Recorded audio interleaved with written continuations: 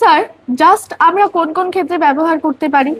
Just, আচ্ছা, জাস্টকে আমরা বিভিন্ন ক্ষেত্রে ব্যবহার করতে পারি।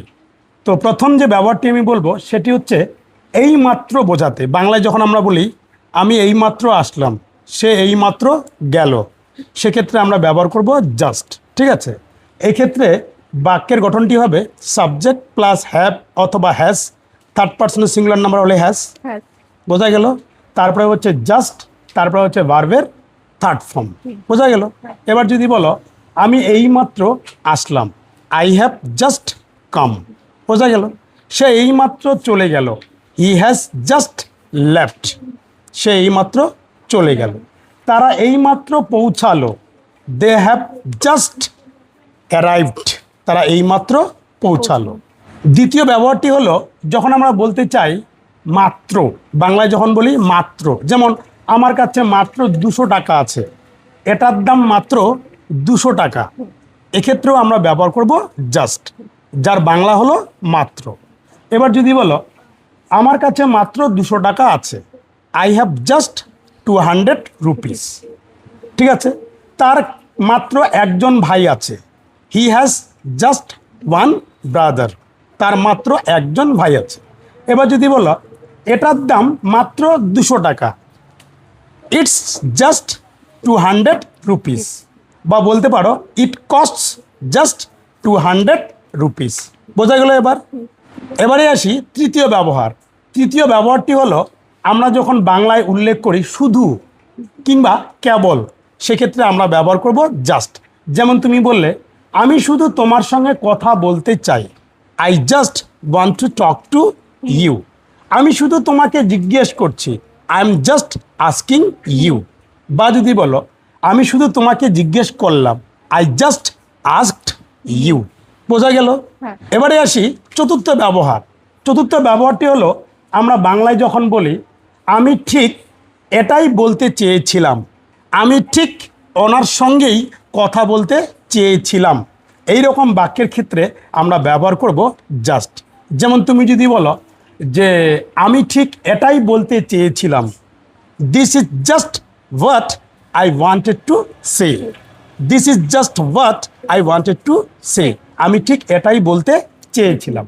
বা যদি বলো আমার ঠিক এটাই দরকার ছিল, this is just what I needed, this is just what I needed, আমার ঠিক এটাই দরকার ছিল।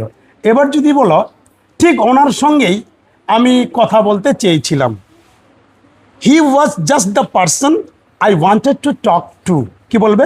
হি was just the person I wanted to talk to, এর মানে হলো আমি ঠিক ওনার সঙ্গে কথা বলতে চেয়েছিলাম।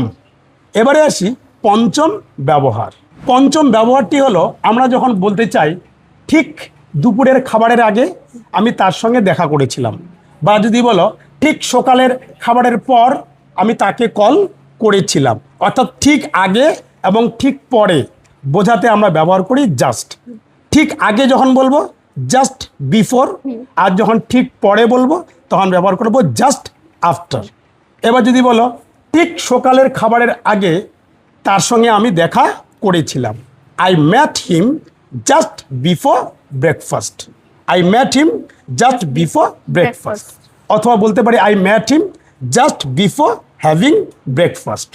এবার যদি বলো রাতের খাবারের ঠিক পরে তাকে আমি কল করেছিলাম, সেক্ষেত্রে আমরা ইংরেজিতে বলবো I called him just after dinner, I called him just after dinner. বা বলতে পারি I called him just after having dinner, বোঝা গেল। তাছাড়া আমরা যখন বলতে চাই যে এ শুধু 1 মিনিট দাঁড়াও বা 1 মিনিট অপেক্ষা করো, ঠিক আছে, সেক্ষেত্রেও কিন্তু আমরা ব্যবহার করি জাস্ট। যেমন তুমি বললে আরে শুধু 1 মিনিট দাঁড়াও, জাস্ট আ মিনিট, কি বলবে? জাস্ট আ মিনিট, মানে 1 মিনিট দাঁড়াও, শুধু 1 মিনিট দাঁড়াও। বা যদি বলো আমার শুধু 10 মিনিট দরকার, আই নিড জাস্ট 10 মিনিটস, আমার শুধু 10 মিনিট দরকার, বোঝা গেল।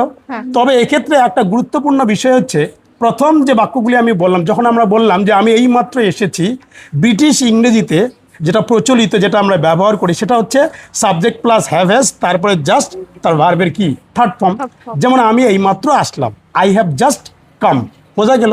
কিন্তু আবার আমেরিকানরা তারা দৈনন্দিন কথোপকথনে সবচেয়ে বেশি ব্যবহার করে সাবজেক্টের পরে হচ্ছে জাস্ট, জাস্টের পরে হচ্ছে বি টু। আমি এইমাত্র আসলাম, আমেরিকানরা কি বলে? I just came. তারা এইমাত্র চলে গেল, ব্রিটিশ ইংরেজিতে বা যেটা আমরা ব্যবহার করি, দে হ্যাভ জাস্ট লেফট। আর আমেরিকানরা কি বলে? They just left. বোঝা গেল? দুটোই সঠিক। বোঝা গেল তাহলে? হ্যাঁ। If you like the video please like comment and and share. share.